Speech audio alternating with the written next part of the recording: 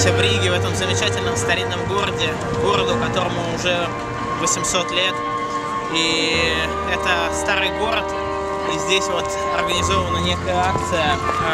Вы видите эти скульптуры детей.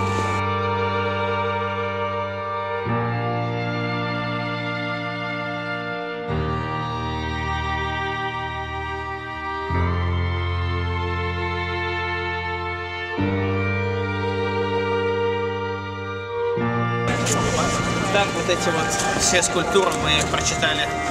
Здесь написано, что эта акция посвящена беззащитным детям, посвящена тому, что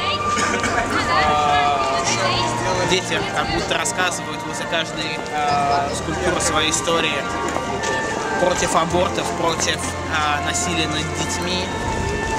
Здесь написано, что в одной ситуации, что отец выгнал мать с ребенком из дома.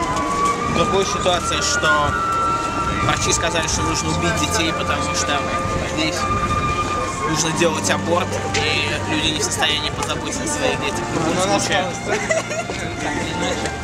Вся вот эта акция призвана к тому, чтобы каждый человек, кто проходил мимо, он внимательно подумал, задумался о том, что значит дети, что это такие же настоящие, только маленькие еще люди, они не могут по-настоящему о себе позаботиться, они не могут по-настоящему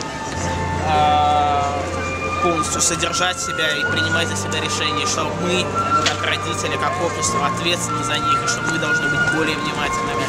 Именно об этом мы тоже тогда хотим вам сказать, что это важно. Будьте внимательны к детям, будьте внимательны к их просьбам, к самым простым элементарным нуждам. Спасибо.